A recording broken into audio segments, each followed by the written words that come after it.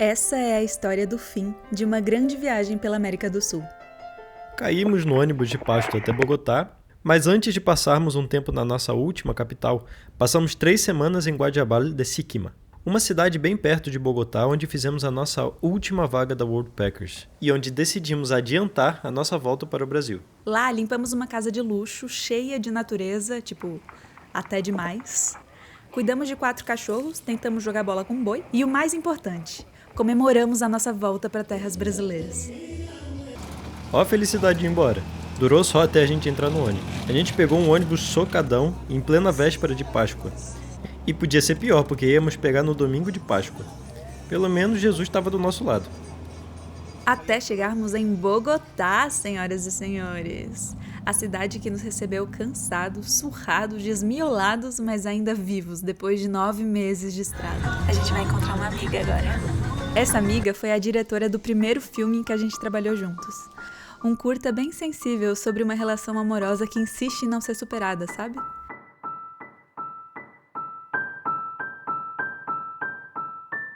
Isso foi lá em 2022. A própria Hannah lembrou que na época eu e Juan nos conhecíamos só há 6 meses. Uns tchutchuco!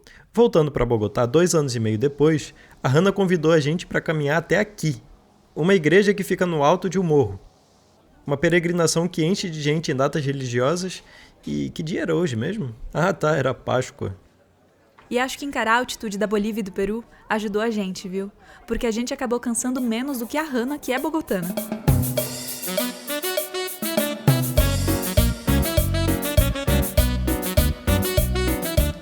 Chegando na Basílica Santuário do Senhor Caído de Monserrate, demos uma passadinha na missa de Páscoa, atravessamos o complexo de lojinhas e restaurantes desviando dos atendentes que faziam questão que a gente comesse lá e chegamos num parque a mais de 3.000 quilômetros de altitude, que dava vista não para Bogotá, mas para o outro lado, para o mato. A caminhada foi cansativa, mas valeu muito a pena.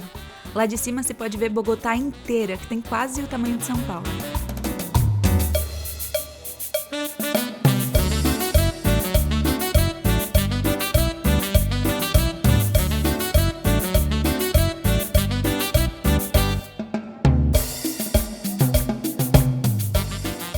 Rezamos para todos os santos nos ajudarem a descer, flagramos um beijaço alheio, sem querer, e pegamos esses animadores de caminhada. Gente, era muito engraçado.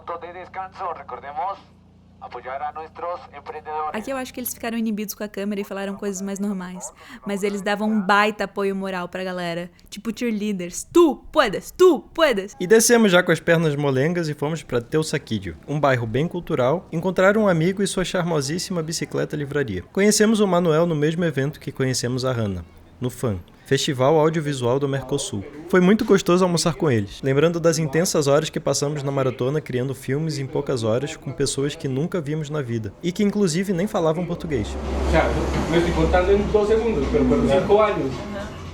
E gente, ter pessoas que te acolhem quando você acaba de chegar num lugar estranho e ainda mais quando te levam para conhecer a cidade como a Hannah fez, é uma coisa tão valiosa. Pra gente transforma completamente a nossa experiência. Nos despedimos dos nossos queridos amigos e no dia seguinte fomos para La Candelaria, que é o centro histórico de Bogotá.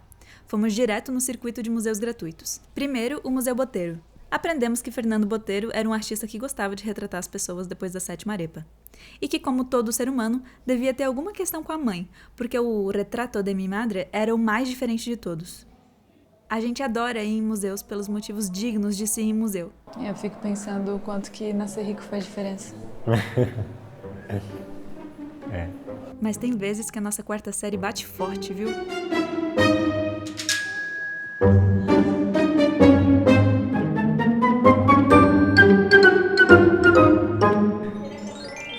Vá tomando com sutilmente. Sim.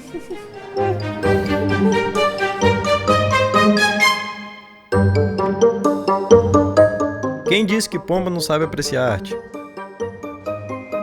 A arte está em todo lugar. É, e tá mesmo. Mas olhe nos olhos desse pássaro e me diz se ele queria estar posando para essa pintura. Tava inclusive rolando um live painting com esse artista aí, ó.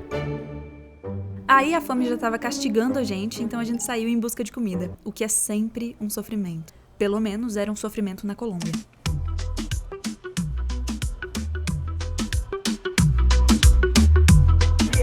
lá. Desabafo de uma vegetariana na Colômbia. Me sinto muito não contemplada. Isso desde o Chile, eu acho. É muito difícil encontrar lugares com adaptações vegetarianas quando é muito mais caro. Mas aqui finalmente a gente encontrou um lugar que serve comida típica colombiana, versão vegetariana. Tem 2 opções, de ajiaco e de paisa, que foi o que a gente pediu. Que é um prato que vem tipo um pepe brasileiro, só que ele é realmente muito carregado. Assim, tem feijão, tem carne de vários tipos, plátano, abacate, arroz, salsicha, não, linguiça. Que memória, hein? Mas é ruim, né? Porque a gente tava com fome agora caminhando, procurando lugar. Ou não tem opção vegetariana, salgado. ¿Quieren otro plato o aceita ahí? Não, aceita aí. Graças, amigo. É bandejão. Ou não aceita cartão. Esse aqui eu não sei o que é. Falando em não aceitar cartão, depois voltamos no Museu Miguel Urrutia, onde encontramos esta obra de que não... que foi bem? Você tá falando espanhol. No Museu Miguel Urrutia, onde encontramos essa obra que nos representa demais. E na Casa de la Moneda, onde a gente só ficou até a chuva passar. Acho que é trovoada. E depois fomos na Praça Bolívar. E o lugarzinho sem graça, não tinha uma planta. O ser humano dá jeito de piorar tanto a natureza, né?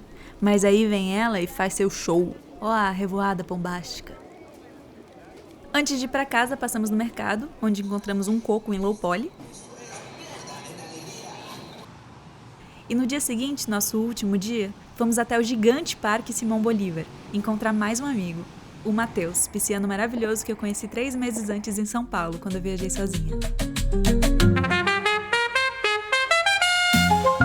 Aí veio a última noite. Saímos para celebrar as nossas últimas horas, não só em Bogotá, mas da viagem como um todo. E rimos, nos emocionamos igual 2 idiotas, do mesmo jeito que fizemos no primeiro dia.